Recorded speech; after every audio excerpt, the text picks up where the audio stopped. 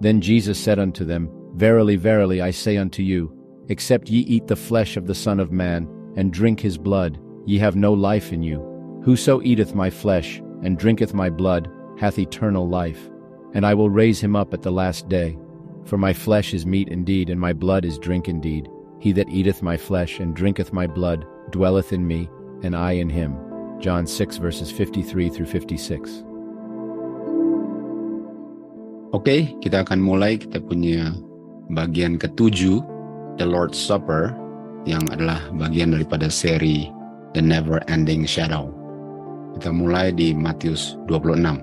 Sementara Tuhan Yesus dengan murid-muridnya makan, Tuhan Yesus mengambil roti, memberkatinya dan memberikan roti itu kepada murid-muridnya, dan berkata kepada mereka, ambil, makan roti ini adalah tubuhku.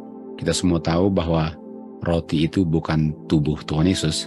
Artinya, roti yang mereka makan melambangkan tubuh Tuhan Yesus. Dan roti itu perlu dimakan. Ayat 27, dia ambil cawan yang berisi grape juice atau anggur dan memberikan kepada murid-muridnya, dan dia bilang, minum, ini adalah darahku. Kita tahu bahwa anggur itu bukan darah Tuhan Yesus, tetapi melambangkan darah Tuhan Yesus.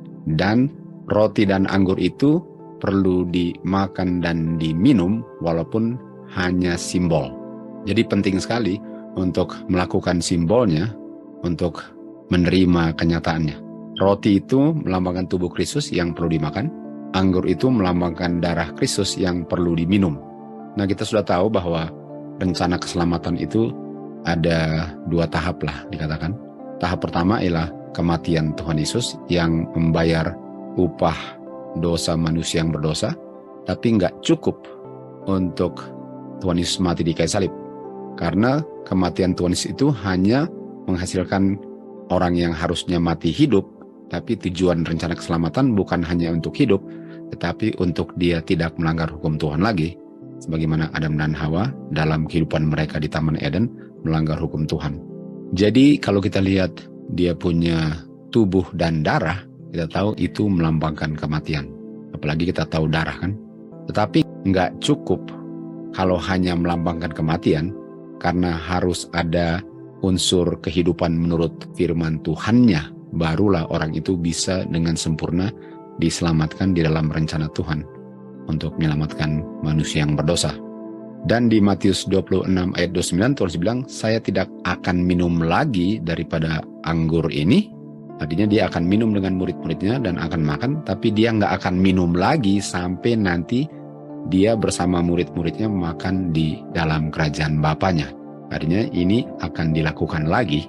Artinya nggak bisa dikatakan bahwa makan roti dengan minum anggur itu sudah ditiadakan kalau masih akan dilakukan nanti di kerajaan surga, di kerajaan Bapanya. Jadi nggak bisa makan dan minum yang melambangkan tubuh dan darahnya ini untuk dipakukan ke kayu salib, walaupun dia bayang-bayang, kalau yang bayang-bayang ini masih akan dilakukan nanti di dalam kerajaan surga. Dengan kata lain, ini nggak bisa dipakukan ke kayu salib. Dia punya makan dan minum. Jadi apa yang Kristus lakukan dengan murid-muridnya, yaitu makan dan minum, yang adalah lambang, itu dia akan lakukan lagi di kerajaan Bapanya dengan semua orang yang akan masuk dalam kerajaan surga.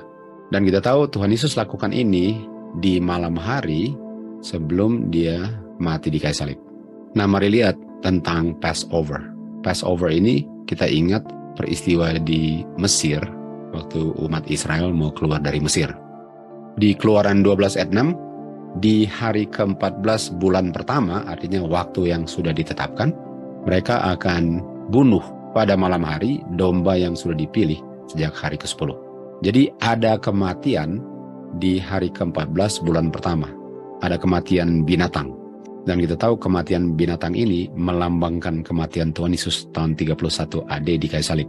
Sekali lagi, kematian Tuhan Yesus tidak cukup untuk orang diselamatkan, karena kematiannya untuk orang itu bisa hidup menurut. Jadi nggak cukup hanya ada kematian, harus ada lambang kehidupan juga. Di ayat 7 dikatakan, kamu akan mengambil darahnya yang dicurahkan dari domba yang disembelih dan strike it di sebelah atas pintu dan di sebelah pintu. Dan apa yang terjadi dengan tubuhnya? Tubuhnya atau dia punya flesh, dagingnya, harus dimakan malam itu. Jadi ada dua hal yang harus dilakukan setelah domba itu mati. Dan kita tahu bahwa kematian itu melambangkan kematian Tuhan Yesus yang tidak cukup untuk orang diselamatkan. Jadi setelah ada kematian, ada yang harus dilakukan. Hasil kematian itu yang ada hubungannya dengan kita tidak melanggar hukum Tuhan lagi di saat kita hidup. Jadi darah itu harus di-strike di pintu dan daging itu harus dimakan. Dan mereka makan dengan roti yang tidak beragi juga kan. Jadi flesh atau daging daripada binatang itu yang melambangkan tubuhnya Kristus harus dimakan. Dan untuk makan itu adalah untuk sesuatu yang ada hubungan dengan saya punya kehidupan sementara saya hidup. Karena kematian domba itu melambangkan kematian untuk saya bisa hidup. Dan tadi di The Lord's Supper, roti itu yang melambangkan tubuh Kristus itu menggantikan daging domba itu. Karena sama-sama melambangkan tubuh Kristus. Sementara darah yang dipercikan di pintu itu setelah kayu salib itu digantikan dengan anggur, grape juice yang diminum pada saat The Lord's Supper, dan itu menggantikan darah daripada domba. Jadi bedanya waktu The Lord's Supper nggak ada binatang yang harus dibunuh lagi karena binatang yang mati itu sudah digantikan dengan Tuhan Yesus punya kematian. Sehingga Lord's Supper itu tidak termasuk persembahan binatang yang harus dibunuh.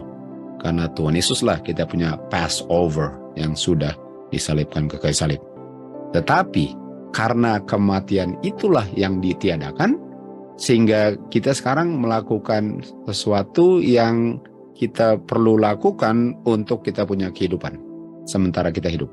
Jadi waktu domba mati melambangkan Tuhan Yesus belum kayu salib, dan waktu Tuhan Yesus mati nggak perlu domba lagi, dan tentu saja nggak ada yang perlu ambil darah dan tubuh Tuhan Yesus, tetapi dia punya roti dengan dia punya anggur itu lambang daripada darah dan tubuh Tuhan Yesus yang hasil kematiannya yang harus dimakan dan diminum, yang ada hubungan dengan bagaimana kita hidup menurut di saat kita hidup dan tidak perlu mati lagi.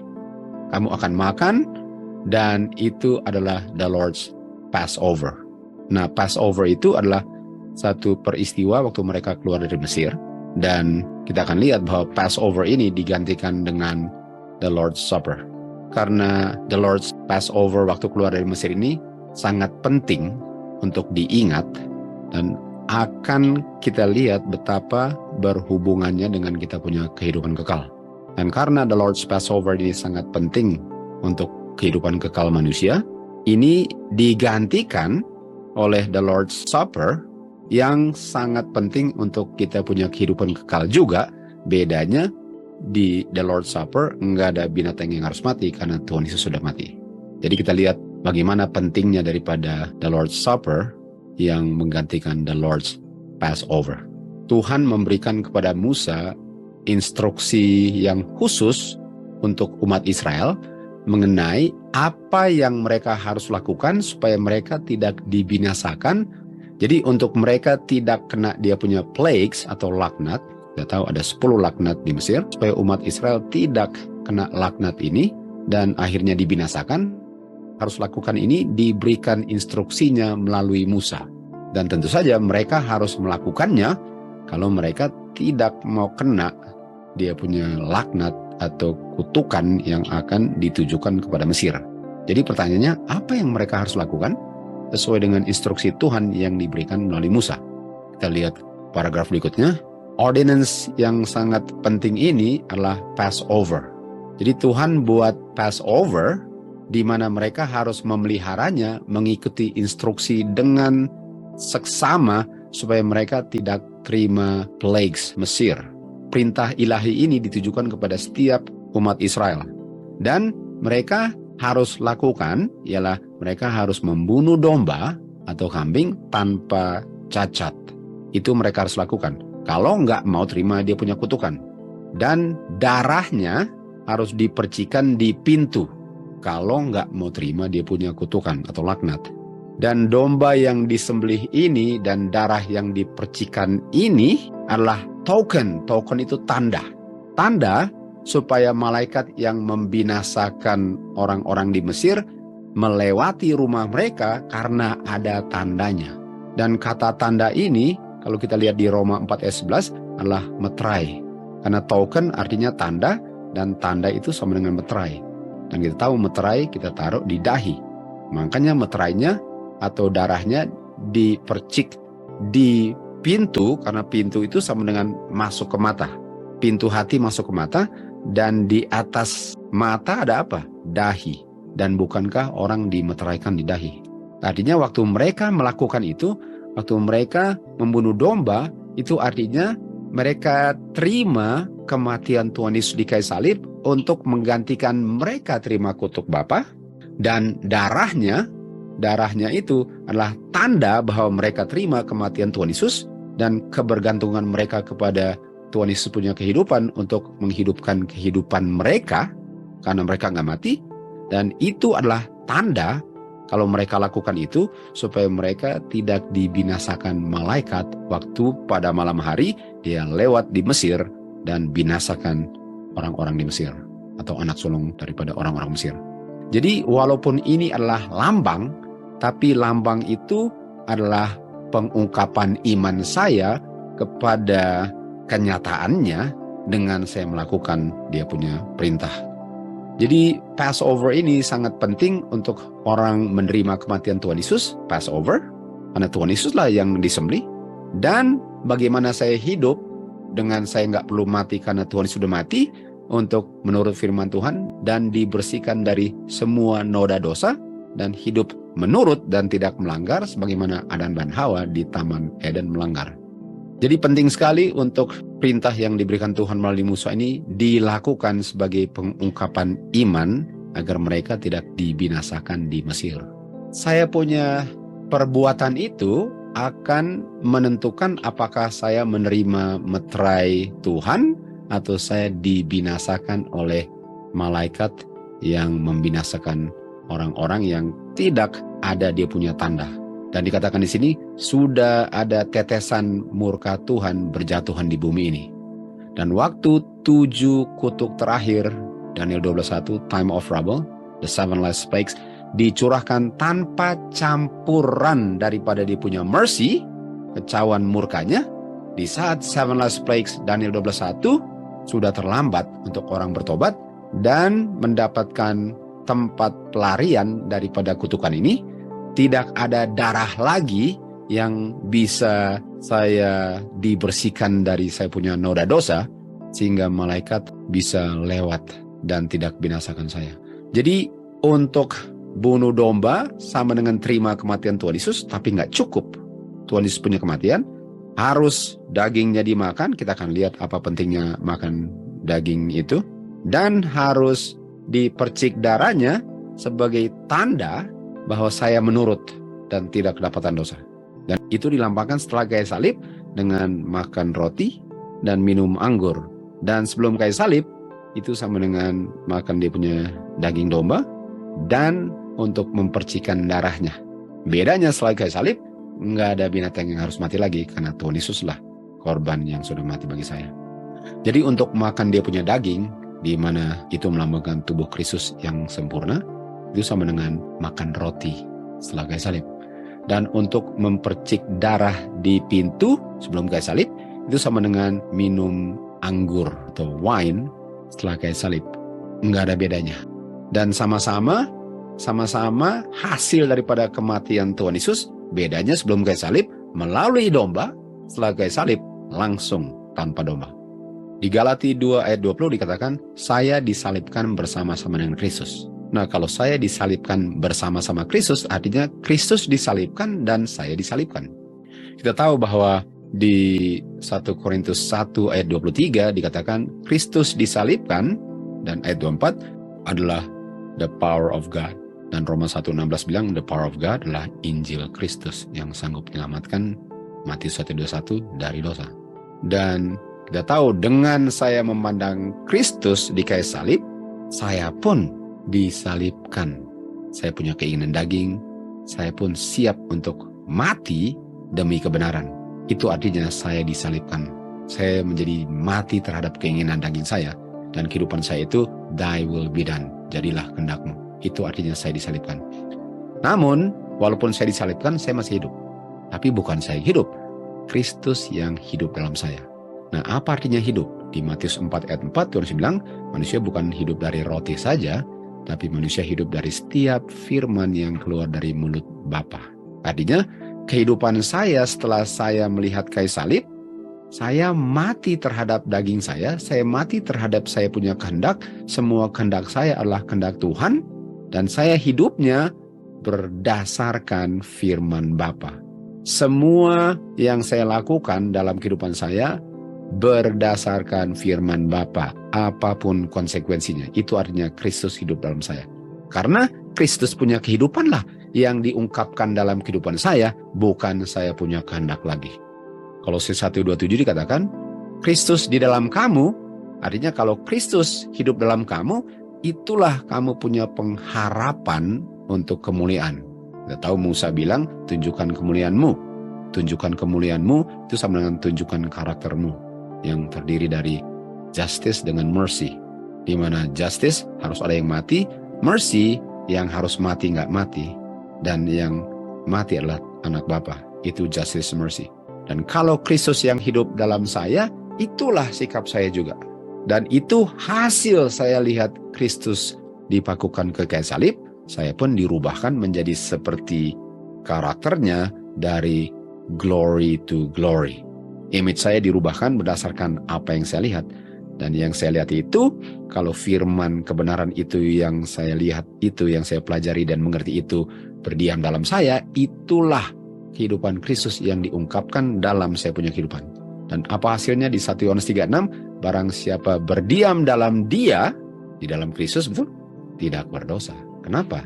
Karena saya sudah tidak melayani keinginan daging saya, tidak melakukan kehendak saya. Semua yang saya lakukan adalah kehendak Bapa, karena saya sudah mati terhadap kehendak saya, dan hanya Bapa punya kehidupan lah, atau Kristus punya kehidupan lah, yang hidup dalam saya dan diungkapkan dalam saya punya kehidupan. Sehingga kehidupan Kristus itu adalah kehidupan tanpa berdosa. Tapi kuncinya ialah Kristus harus hidup dalam saya. Sementara hidup itu Tuhan bilang apa? Manusia bukan hidup dari roti saja, harus dimakan, roti, lambang. Tapi manusia hidup dari setiap firman. Artinya manusia hidup dari makan firman Tuhan yang dilambangkan roti dan anggur. Artinya waktu kita makan roti dan minum anggur, itu melambangkan kita makan firman Tuhan, dan firman Tuhan itulah yang hidup di dalam kita, atau kehidupan Kristus yang hidup dalam kita. Dan kita mati terhadap kita punya kehendak, kita punya keinginan daging, dan hanya kehidupan Kristuslah yang tanpa cacat dosa yang diungkapkan dari setiap kehidupan saya, karena saya sudah mati terhadap diri saya. Ayat 9 dikatakan, karena benihnya, kita tahu benih adalah firman di Lukas 8:11, firmannya berdiam dalam kamu. Jadi nggak cukup untuk makan firman Tuhan, belajar firman Tuhan, kalau nggak dihidupkan, kalau nggak diterapkan. Nggak ada gunanya belajar firman Tuhan kalau saya masih melakukan kehendak saya, dan kehendak saya tidak serahkan kepada Tuhan. Nggak ada gunanya tahu kebenaran tapi masih mau melakukan keinginan saya, dan bukan Kristuslah yang diungkapkan dalam kehidupan saya. Dan itu dilambangkan dengan makan roti dan minum anggur setelah kayu salib. Dan kalau benihnya atau firmannya berdiam dalam saya, tetap hidup dalam saya, dia nggak bisa berdosa. Kecuali dia pilih untuk berdosa. Tapi kalau dia nggak mau berdosa, dia izinkan firman itu yang mendikte apa yang benar dan salah, dan dia selalu pilih yang benar apapun konsekuensinya. Sebagaimana Sadrak, Mesak, Abednego, mereka pilih yang benar, walaupun gara-gara pilih yang benar mereka dibuang ke dapur api.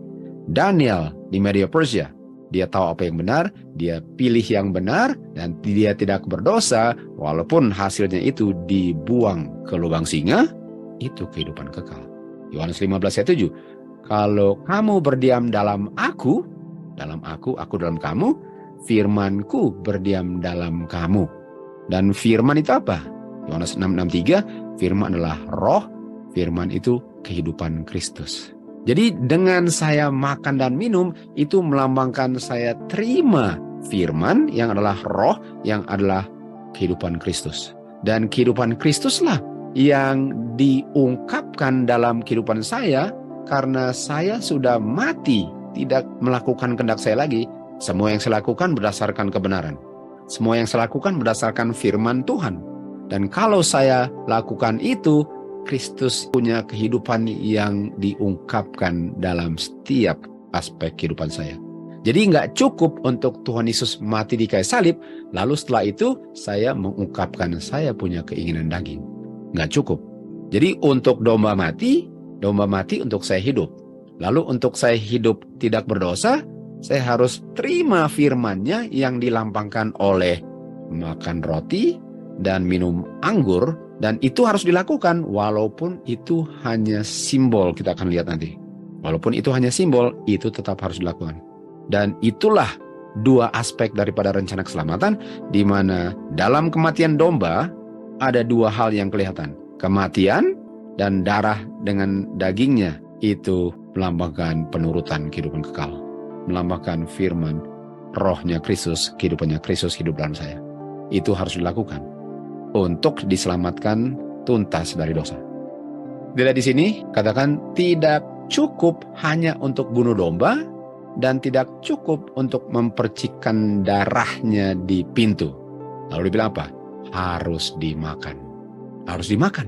Jadi nggak bisa bilang bahwa, oh saya punya feast itu ya sendiri-sendiri aja, saya punya spiritual feast dan nggak ada yang dimakan. Karena itu kan simbol, yang penting makan firman Tuhan. Enggak. Kita akan lihat kenapa harus dimakan walaupun yang dimakan bukan kehidupan kekal. Karena waktu saya makan itu melambangkan persekutuan yang sangat erat antara Kristus dengan murid-muridnya, dengan pengikutnya.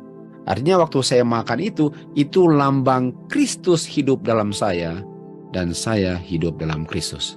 Di mana tadi kita baca bahwa kalau Kristus hidup dalam saya sudah mati terhadap keinginan daging, dan saya punya kehendak, sehingga semua yang saya lakukan adalah berdasarkan firman Tuhan.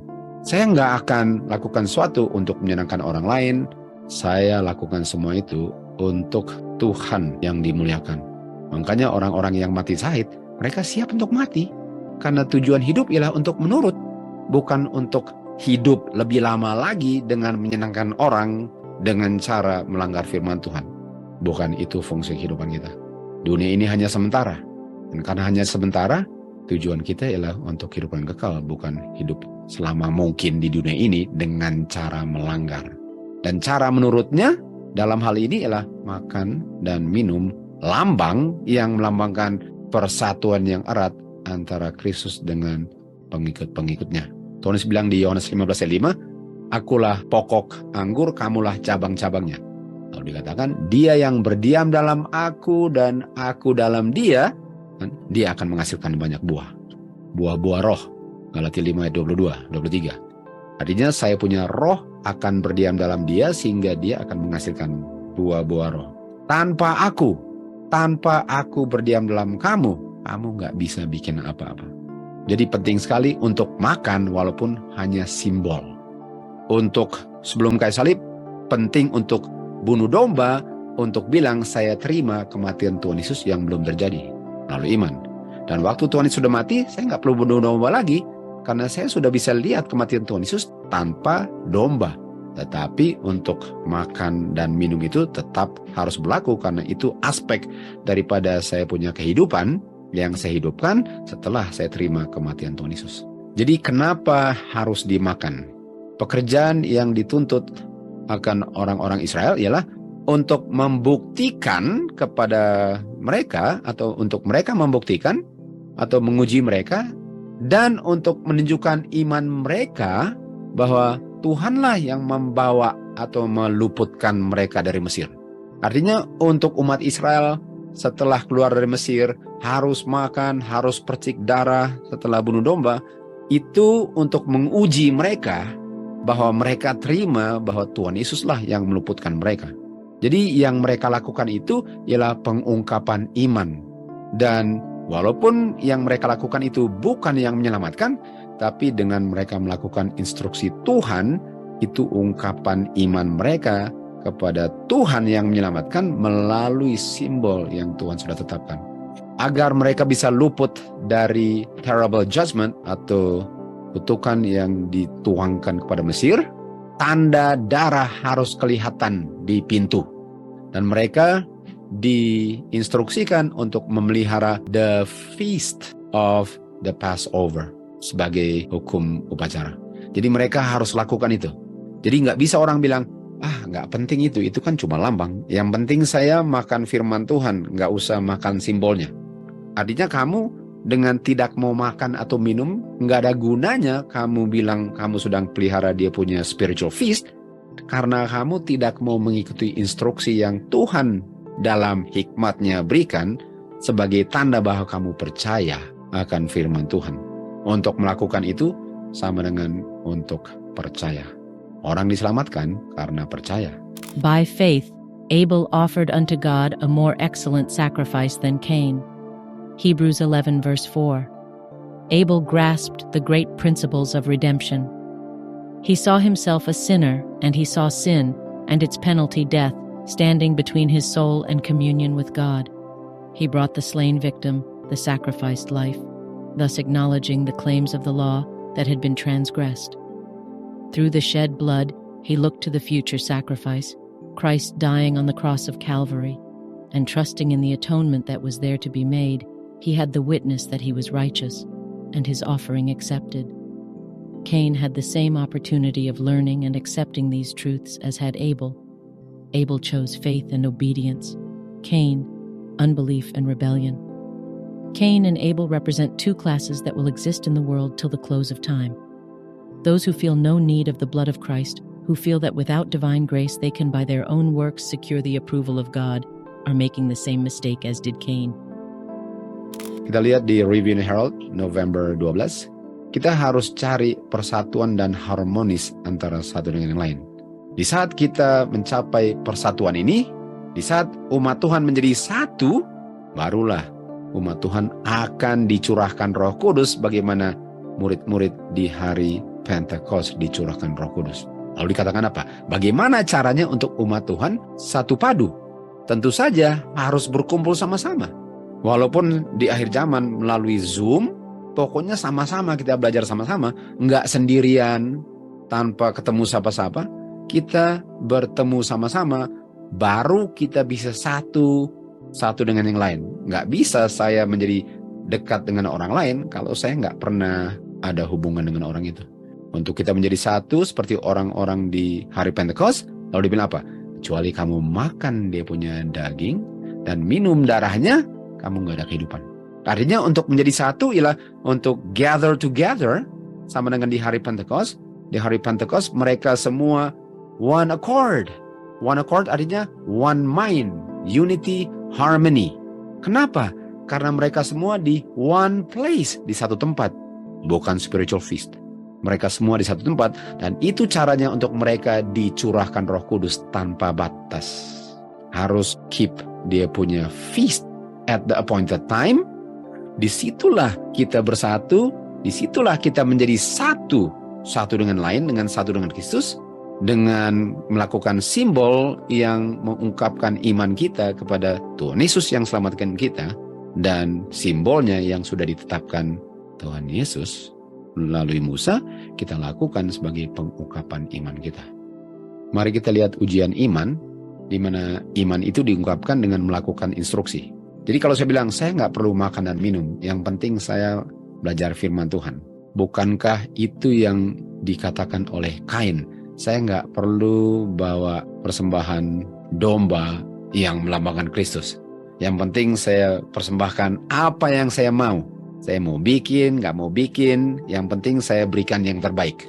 Sementara Abel, dia mempersembahkan sesuai dengan yang melambangkan kematian Tuhan Yesus dan menunjukkan ketergantungan akan keselamatannya kepada Kristus, dan diungkapkan imannya kepada Kristus sebagai juru selamatnya dengan melakukan instruksi yang sudah diinstruksikan untuk perlu dilakukan kalau dia mau diselamatkan. Siapa punya persembahan yang diterima Tuhan? Kain yang bilang, saya nggak perlu lakukan itu semua, yang penting buat terbaik. Atau Abel melakukan yang persis diinstruksikan, Sama dengan kalau disuruh bunuh domba, lalu percik darah dan makan dagingnya, dia lakukan. Kain enggak. Dan kalau setelah kayu salib, yang penting belajar firman Tuhan, enggak usah meat dengan drink. Siapa yang ditolak? Yang ditolak adalah yang bilang, yang penting belajar firman Tuhan, enggak perlu untuk kumpul, feast, sama-sama, enggak perlu itu. Itu sama dengan Kain. Karena di Signs of Times March 21 dikatakan, ada dua kelompok, dan dua kelompok ini akan ada sampai tutup sejarah dunia. Dua kelompok ini siapa? Kain dan Abel. Siapa Kain? Kain dia bilang, saya nggak perlu melakukan hal itu. Yang penting saya belajar firman Tuhan. Yang penting perbuatan saya. Ya perbuatannya kalau melakukan firman yang Tuhan perintahkan nggak apa-apa. Tapi yang penting perbuatan saya, yang penting saya berbuat baik, tapi tidak mau melakukan yang Tuhan sudah institusikan untuk keselamatan saya, kamu melambangkan Kain. Dan kelompok ini ada sejak awal sampai tutup pintu. Artinya di akhir zaman ada orang-orang yang nggak mau keep the feast, dan mereka bilang, saya ada spiritual feast kok, saya nggak perlu kumpul sama-sama, makan sama-sama, saya nggak perlu diselamatkan dengan cara itu, saya ada cara yang lebih mantap dari cara Tuhan. Itu melambangkan Kain. Kutipan berikut, Passover, dan Passover ini untuk sebelum kayu salib, menunjuk ke belakang. Artinya itu mengingatkan mereka bagaimana mereka diluputkan dari Mesir. Dan itu juga adalah bayang-bayang. Jadi Passover itu adalah bayang-bayang dari kematian Tuhan Yesus di kayu salib. Artinya sebelum kayu salib, Tuhan kasih Passover supaya mereka bisa lihat bagaimana mereka diluputkan dari 10 laknat Mesir, dan untuk lihat ke depan, melihat kayu salib. Karena pentingnya untuk lihat kayu salib kan, ini sebelum kayu salib. Ini terjadinya sebelum kayu salib. Darah yang dipercik di pintu melambangkan darah yang mempersatukan kita dengan Bapa melalui darahnya Kristus. Dan darah ini adalah satu pengungkapan ketergantungan yang selalu akan orang berdosa kepada nilai kehidupan Kristus yang dilambangkan darah untuk bisa selalu aman dari kuasa setan. Artinya darah itu melambangkan ketergantungan saya akan kuasa Tuhan untuk meluputkan saya dari kuasa setan, dan darah itu pun melambangkan saya punya ketergantungan di dunia ini sebelum Tuhan datang, dan sampai saya diselamatkan di awan-awan. Nah, artinya darah itu apakah sudah berakhir di kayu salib? Kalau itu ketergantungan yang selalu sampai saya diangkat ke awan-awan, enggak. Tapi karena Passover itu ada domba, artinya dombanya berakhir dan nggak ada domba lagi, artinya nggak ada darah dan nggak ada daging domba lagi, digantikan dengan roti dengan anggur sebagai ketergantungan saya untuk hidup tidak berdosa dan untuk diangkat ke awan-awan nanti dengan melakukan simbol yang menggantikan darah dan daging domba waktu kita keep the Lord's Supper. Jadi Kristus makan dia punya Passover Supper dengan murid-muridnya sebelum dia disalibkan. Dan malam yang sama dia menginstitusikan the ordinance of the Lord's Supper, atau bahasa Indonesianya perjamuan kudus, untuk dipelihara untuk mengingatkan kematiannya. Jadi the Lord's Supper ini kalau lihat ke belakang lihat kayu salib. Sementara Passover kalau lihat ke belakang lihat mereka diluputkan dari Mesir. Jadi the Lord's Supper ini menggantikan Passover, di mana Passover lihat kayu salibnya ke depan, the Lord's Supper lihat kayu salibnya ke belakang. Jadi sama-sama masih perlu lihat kayu salib. Bedanya satu melalui domba dan lihat ke depan, yang satu nggak perlu ada domba lihat ke belakang. Karena kita tahu lihat kayu salib sangat penting untuk kita diselamatkan. Jadi sampai saat kayu salib atau sebelum kayu salib, Passover ini kalau lihat ke belakang, lihat bagaimana mereka diluputkan dari Mesir. Tetapi digantikan di tempat Passover, sekarang Tuhan gantikan dengan the Lord's Supper, dan untuk lihat ke belakang, untuk mengingat kayu salib karena itu penting. Jadi Passover ini digantikan dengan the Lord's Supper atau perjamuan kudus. Di sini Juru Selamat kita menginstitusikan perjamuan kudus untuk sering dirayakan. Sementara kita tahu bahwa Passover dilakukannya sekali setahun. bulan pertama hari ke-14. Jadi walaupun dia punya Passover saja itu cuma hari ke-14 bulan pertama, yang menggantikan Passover ini enggak cuma sekali setahun. Untuk kita selalu diingatkan akan kematian dan bagaimana Tuhan Yesus dikhianati untuk dosa dunia.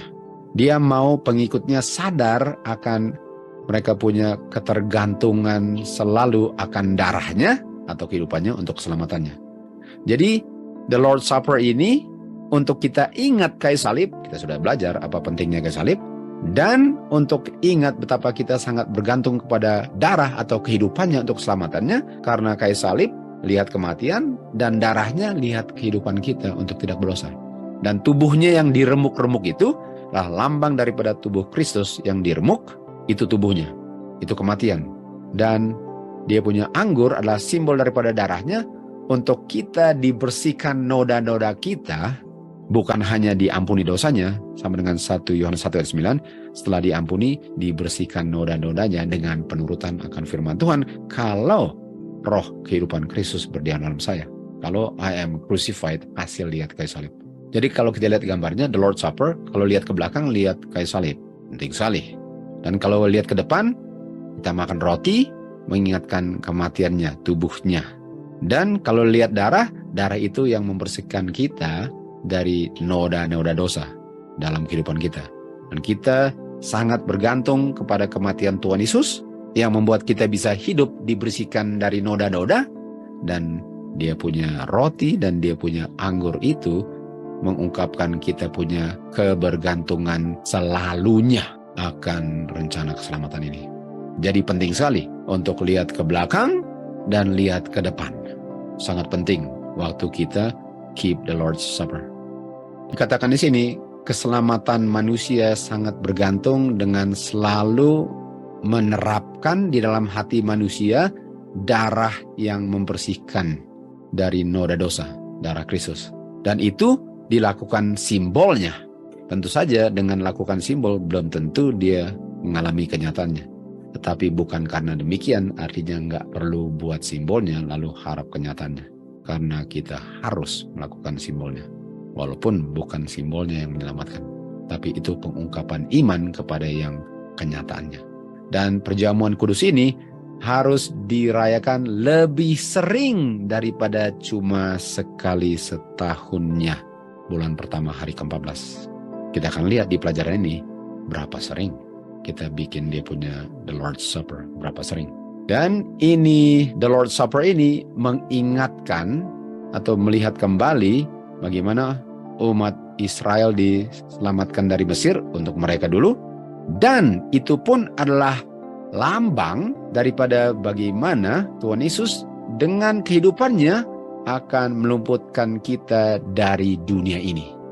Jadi kita bisa lihat bahwa kematian Tuhan Yesus dan kehidupannya membuat kita luput dari dunia berdosa.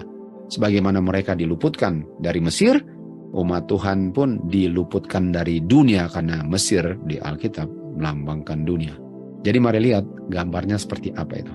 Orang-orang Israel di Mesir, waktu mereka merayakan Passover, mereka setelah Mesir, pada Mesir dan setelah Mesir, kita lihat yang Mesir lah ya, mereka diingatkan bagaimana Tuhan luputkan mereka dari Mesir. Kan Mesir lambang dunia. Dan mereka punya keselamatan itu sangat bergantung dengan kayu salib. Bukan hanya kematiannya, tapi kehidupan yang dihasilkan kematian Tuhan Yesus. Lalu Passover ini berakhir di kayu salib, tapi bukan berarti semuanya dipakukan, karena berakhir itu artinya digantikan tanpa dombanya. Dan tanpa dombanya namanya the Lord's Supper. Dan the Lord's Supper ini mengingatkan kita akan kayu salib dan bagaimana mereka dibawa keluar dari Mesir. Kita lihat ke depan, kita pun akan dibawa keluar dari Mesir dunia ke Yerusalem baru. Jadi kita bisa lihat bahwa Passover ini penting, belum kayu salib, karena domba sudah digantikan, sekarang digantikan dengan perjamuan kudus, penting. Sama-sama lihat kayu salib, sama-sama lihat luput dari Mesir dunia. Jadi bisakah selain kematiannya dipakukan kayu salib? Nggak ada. Yang berakhir di kayu salib di sini apa? Cuma kematian. Seremonial. Seremonial itu adalah lambang kematian, walaupun dalam seremonial ada unsur kehidupannya yang banyak orang nggak bisa lihat, sehingga mereka nggak bisa lihat wajah Musa yang bercahaya waktu turun dari gunung kan. Jadi mari lihat di Matius 26, kita lihat lagi. Tuhan Yesus mengambil roti dan dibilang makan. Dia bilang makan, artinya murid-murid makan simbolnya. Lalu di 1 Korintus 11:24 dikatakan, ambil dan makan, ini tubuhku, dan waktu kamu makan supaya kamu ingat saya. Ini dia, waktu makan, ingat kayu salib. Sementara mereka waktu makan, mereka lihat ke depan kayu salib. Kita waktu makan, kita lihat ke belakang kayu salibnya. Bedanya kita nggak ada domba lagi. Lalu dia mengambil dari penyecawan, dia berikan kepada muridnya, dia bilang, minum, inilah darahku. Di 1 Korintus 11:25 dia bilang apa? Dia ambil cawan, dia bilang, ini darahku, dia bilang apa? Waktu kamu minum, ini kamu ingat saya. Untuk makan dan minum di Lord's Supper, itu ingat kayu salib.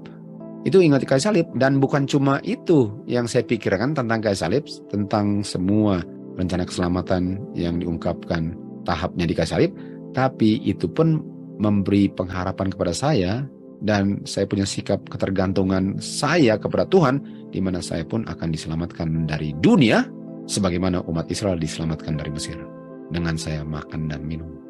Jadi roti yang melambangkan tubuh Kristus harus dimakan, anggur yang melambangkan darah Kristus harus diminum.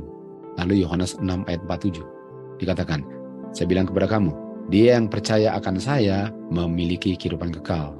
Yohanes 3:16. Dan kita tahu bahwa murid-murid harus makan rotinya kan? Harus makan. Lalu terus bilang apa? Akulah roti hidup itu. Tadinya makan roti melambangkan makan kehidupan kekal. Kita tahu kehidupan kekal adalah firman kekal. Perkataan-perkataan yang aku ucapkan itu adalah kehidupan kekal. Artinya untuk makan roti itu kenyataannya saya harus makan firman Tuhan. Nggak ada gunanya makan roti lalu nggak makan firman Tuhan. Tapi walaupun roti hanya simbol, roti tetap harus dilakukan. Karena saya lakukannya bersama-sama waktu saya assemble dengan gather together, di mana kita menjadi satu dengan yang lain, dengan satu dengan Bapa di surga melalui anaknya, dan di situ kita dicurahkan Roh Kudus kan. Itu pentingnya bagaimana untuk melakukan simbolnya, itu memperkuat kenyataan hidupnya. Dan ayat 50, roti ini kamu makan. Ayat 51, akulah roti yang hidup. Kalau orang makan roti ini, dia akan hidup selama-lamanya. Roti yang aku berikan adalah saya punya daging. Daging itu sebelum kayu salib adalah daging domba. Setelah kayu salib adalah roti yang saya berikan untuk kehidupan dunia. Tubuh Kristus dilambangkan roti setelah kayu salib, dilambangkan daging domba sebelum kayu salib. Sama-sama dimakan.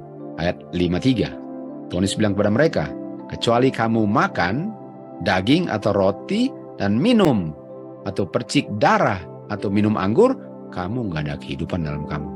Walaupun ini simbol, tapi nggak ada kehidupan. Karena kamu tidak percaya dengan mengungkapkan iman kamu dengan melakukan simbolnya. Lalu apa yang Tuhan Yesus bilang? Barang siapa makan daging ini sebelum kayu salib, roti setelah kayu salib, dan minum darah atau percik darah sebelum kayu salib, minum anggur setelah kayu salib, memiliki kehidupan kekal.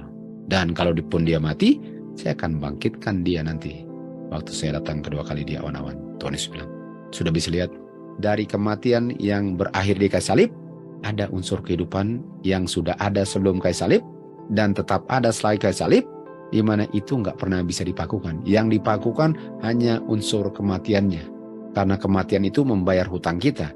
Sementara hutang dibayar, kita harus hidup tidak berdosa sebelum kayu salib dan setelah kayu salib. Jadi kematian itu yang berakhir, dan kehidupan kita untuk hidup tidak berdosa itu selalu ada dalam bentuk simbol. Dan itu nggak pernah bisa dipakukan ke kayu salib. Darah Kristus yang dilambangkan anggur atau darah, tubuh Kristus yang dilambangkan roti atau daging domba. Lalu Tuhan bilang apa? Saya punya daging yang dilambangkan domba adalah meat, makanan. Dan saya punya darah yang dilambangkan oleh anggur adalah drink. Artinya kalau kamu enggak meat dengan enggak drink, kamu enggak ada kehidupan kekal. Kalau kamu enggak meat dengan drink, kamu tolak simbol kehidupan kekal, dan kamu tolak simbol kematian, kamu nggak ada kehidupan. Biarpun dikasih kehidupan, tapi kamu nggak menggunakan kehidupan untuk menurut, kamu harus bayar dosa kamu. Tapi kalau kamu meat dengan drink, kamu memiliki kehidupan kekal. Kata lain flesh dengan blood adalah apa? Meat dengan drink. Setelah kayu salib, namanya meat dengan drink. Jadi darah Kristus yang adalah wine, darah, drink. Tubuh Kristus, roti, flesh, meat. Dia yang makan atau meat dengan drink, saya punya blood, berdiam dalam saya. Dan orang yang berdiam dalam dia tidak berdosa. Artinya untuk makan dan minum, inilah cara kita hidup tidak berdosa.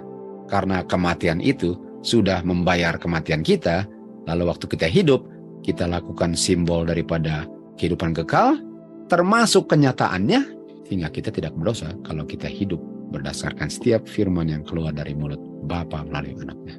Ini pentingnya untuk keep the feast.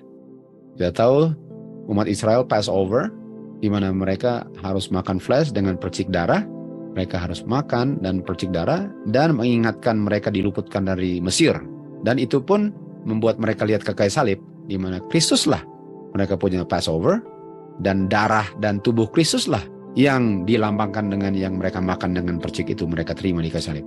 Tapi setelah kayu salib, itu digantikan dengan the Lord's Supper tanpa dombanya, dan karena tanpa domba, tanpa kematian, karena Tuhan Yesuslah dombanya, dia punya daging digantikan dengan roti, darahnya digantikan dengan anggur. Dan dia punya roti harus di meat, eat, dan anggurnya harus di drink, meat dengan drink. Dan kalau lihat ke belakang, kita lihat, kita terima kematian Tuhan Yesus, kita terima tubuh dan darahnya yang membayar kita punya kematian, dan memberikan kehidupan kekal dengan meat and drink. Dan kalau mereka lihat ke depan, lihat ke salib, kalau kita lihat ke depan, kita lihat kita dibebaskan dari dunia. Jadi ini adalah mirror image. Passover dengan the Lord's Supper adalah mirror image. Dan kita tahu, kita sudah belajar di pelajaran-pelajaran sebelumnya, bahwa setiap kali bertemu at the appointed time, kita punya persembahan yang diinginkan Tuhan adalah praise dengan thanksgiving. Pada waktunya itu nggak pernah berakhir. Artinya, hanya karena Tuhan kasih Lord's Supper, bukan berarti appointed time-nya kita bisa tentukan kapan saja. Karena appointed time-nya masih berlaku. Dan kita akan lihat di kutipan berikut bahwa dia punya appointed time tidak pernah akan berubah untuk selama-lamanya. Kolose 2:14, catatan hutang sudah ditiadakan, disingkirkan, dan dipakukan ke kayu salib. Catatan hutang, karena pembayar hutangnya sudah mati. Ayat 16, oleh sebab itu jangan kamu dihakimi waktu kamu meat dengan drink tanpa domba. Dan kapan kamu meat and drink? Dan kita tahu kata lain meat and drink apa? The Lord's Supper. Waktu kamu melakukan Lord's Supper setelah kayu salib tanpa domba, kapan kamu lakukan the Lord's Supper? Tahunan, bulanan, tiap hari Sabat. At the appointed time masih berlaku. Dan meat and drink pada tahunan, bulanan, mingguan adalah bayang-bayang dari yang akan dibuat nanti di dunia baru dan langit baru untuk selama-lamanya. Jadi kita bisa lihat bahwa feast ini nggak pernah dipakukan ke salib dan nggak pernah akan dipakukan ke salib. Sebelum kayu salib ada, setelah kayu salib ada, yang berakhir hanya sistem kematian, tapi sistem kehidupan hasil kematian itu yang dilakukan sebagai simbol pada waktu yang sudah ditetapkan Tuhan tidak pernah berubah untuk selama-lamanya. Bedanya sekarang namanya meat and drink, kalau dulu namanya mereka punya ceremony law. Dan ini pun bayang-bayang, jadi bagaimana bayang-bayang dipakukan kalau masih bayang-bayang sementara ini dilakukan selama-lamanya. Jadi kita akan belajar bagaimana bayang-bayang tetap ada terus. Itu pelajaran berikutnya. The never ending shadow. Dan di sini katakan Tuhan memberikan instruksi yang sangat detail pada Musa apa yang mereka harus lakukan untuk bisa luput daripada tulah yang dicurahkan kepada Mesir. Artinya ini diberikan untuk umat Tuhan di dunia ini sebelum kayu salib dan setelah kayu salib. Supaya untuk sebelum kayu salib, untuk Mesir bagaimana mereka tidak terima tulah Mesir, dan setelah kayu salib bagaimana mereka tidak terima 7 last plagues belum terus datang. Apa yang kita harus lakukan? Yang dilakukan sebelum kayu salib, Passover. Setelah kayu salib, the Lord's Supper, yang terdiri dari meat and drink at the appointed time. Dan kata lain appointed time, assembly, festival, solemn feast. Itu caranya untuk tidak dibinasakan di 7 last plagues yang gak lama lagi akan melanda dunia ini. Dari tahun ke tahun kita ke Yerusalem untuk worship. Kita tahu worship itu at the appointed time kan. The worship, untuk apa kita datang ke Yerusalem untuk worship? Untuk memelihara the Feast of Tabernacle. Di Yesaya 66 ayat 23 kita tahu, ini terjadinya di dunia baru, langit baru. Artinya setelah 1000 tahun. Setelah bumi ini diciptakan kembali, dari bulan baru ke bulan baru, ke sabat yang lain, semua makhluk datang untuk worship. Jadi kita lihat ya, Feast of Tabernacle itu bagian dari tahunan, bulanan, mingguan untuk worship. Dan ini terjadinya selama-lamanya. Jadi Zakaria 14:16 sekarang ke-17. Dan kalau orang-orang itu tidak mau datang ke Yerusalem untuk worship, mereka tidak akan terima hujan. Kita sudah belajar bahwa apa yang kita lakukan di sini ialah untuk kita fit untuk lakukan di dunia baru untuk selama-lamanya. Jadi yang kita bikin di sini kita akan lakukan selama-lamanya sehingga nggak ada yang kaget lagi masuk surga. Di mana pertemuan gereja seperti camp meeting, selalu assemblies, kita tahu assemblies artinya at the appointed time to keep the feast. Di home church adalah Tuhan punya cara untuk berikan hujan awal dan hujan akhir. Artinya hujan awal dan hujan akhir dalam bentuk pekabaran diberikannya kapan? Waktu kita assembly. Artinya orang yang tidak mau datang assembly, makanya tidak terima hujan. Dan kita worship God waktu kita assembly. Selain hari Sabat, at the appointed time kita worship God. Evening, morning, weekly, monthly, yearly kita worship. Karena itulah yang kita akan lakukan untuk selama-lamanya. Dan di dunia ini, waktu kita assembly, kita dituangkan hujan awal dan hujan akhir. Dan orang yang tidak mau keep the Feast of Tabernacle, nggak mau assembly, nggak akan dapat hujan. Sudah mengerti kenapa kan? Ayat 18, Zakaria. Dan kalau kamu nggak mau datang, kamu nggak ada hujan, dan kamu akan terima plagues, 7 laknat. Kenapa? Karena nggak akan dimeteraikan. Orang yang terima 7 laknat ini, 7 last plagues, karena mereka tidak dimeteraikan. Mereka tidak dimeteraikan, oleh sebab itu mereka akan terima 7 last plagues. 7 last plagues ini sama dengan apa? Sama dengan 10 plagues-nya Mesir. Dan untuk tidak terima plagues-nya di Mesir, keep the Passover, keep dia punya feast. Sama kan? Sebagaimana umat Tuhan keluar dari Mesir, umat Tuhan pun keluar dari dunia. Yang satu ke Yerusalem, yang satu Yerusalem di surga. Yang satu ke Kanaan, yang satu ke Kanaan surgawi. Sama. Dan caranya untuk tidak terima plagues di Mesir, keep the Passover. Dan setelah kayu salib, keep the Lord's Supper at the appointed times. Dan mereka akan terima plagues dan akan di-smite. Smite itu artinya akan terima dia punya cambukan amarah lah, boleh katakan ya. Diperintahkan kepada orang yang memegang alat pembantai, pergi ke tengah kota Yerusalem, kasih tanda di dahi orang-orang yang ada darahnya di pintu atau ada meterai Tuhan dengan mereka melakukan yang Tuhan perintahkan. Karena mereka sedang berkeluh kesah terhadap kekejian yang terjadi di tengah Yerusalem. Kalau kita baca di testimoni, Yerusalem adalah gereja. Dan selain mereka yang terima meterai di dahi, smite, binasakan mereka. Kenapa dibinasakan? Karena mereka nggak ada meterai Tuhan atau darah di pintu atau meterai di dahi, karena mereka tidak terima hujan. Karena di Matius 2:14 bilang, orang yang tidak bersih satu noda pun di cleanse dengan darah Kristus nggak bisa dimeteraikan. Dan yang membersihkan adalah hujan. Kapan dibersihkannya? Waktu kita gather together. Kita bicarakan, renungkan kebaikan Tuhan dan rencana keselamatan, di situ cleansingnya terjadi. Dan inilah punishment pada orang-orang dunia atau Mesir yang tidak mau pelihara the Feast of Tabernacle, yang tidak mau mengikuti perintah Tuhan, mau masuk kerajaan surga dengan caranya sendiri. Baiklah bagi kita sekarang untuk mengadakan Feast of Tabernacle. Sebagaimana umat Israel merayakan bagaimana Tuhan meluputkan mereka dan dia jaga perjalanan mereka dari Mesir ke tanah perjanjian, demikian juga umat Tuhan at the present time, sekarang harus bersukacita dan bersyukur kepada Tuhan untuk mengingat selalu bagaimana Tuhan membawa kita keluar dari dunia, keluar dari kegelapan, kesalahan, doktrin-doktrin yang sudah masuk dalam gereja, ke dalam terang kebenarannya, sehingga kita bisa melihat betapa pentingnya perintah Tuhan ini, bagaimana sejarah sedang terulang kembali, bagaimana yang keluar dari Mesir masuk tanah perjanjian, yang juga keluar dari masa kegelapan dan bebas dari kegelapan ajaran doktrin kepausan ini untuk bisa masuk tanah perjanjian di surga. Dan cara untuk tidak matinya ialah terima kematian Tuhan Yesus. Dan setelah sudah terima kematian Tuhan Yesus dan gak mati, sekarang hidup harus menurut dengan darahnya Tuhan Yesus, dengan rohnya Tuhan Yesus, dengan kehidupannya Tuhan Yesus, yang dilambangkan dengan meat, dengan drink, yang perlu dimakan sementara kita gather together at the point of time. Disitulah dicurahkan Roh Kudus, disitulah setiap noda dibersihkan, siap untuk the loud cry. Kita sudah tidak lama lagi masuk the time of trouble. Apa yang kita lakukan sesuai dengan perintah Tuhan yang sudah dengan jelas diungkapkan dalam firman Tuhan dan dia punya testimony spirit of prophecy? Apakah kita hidup berdasarkan setiap firman yang keluar dari mulut Tuhan?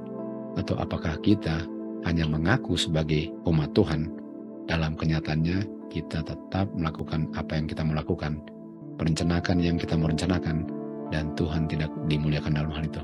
Muliakanlah Tuhan dalam kehidupanmu, walaupun dengan menghidupkan itu, dapur apilah tujuannya. Walaupun dengan menghidupkan kehidupan Tuhan Yesus, lubang singa, tapi Tuhan Yesus bilang kepada Marta, akulah kebangkitan.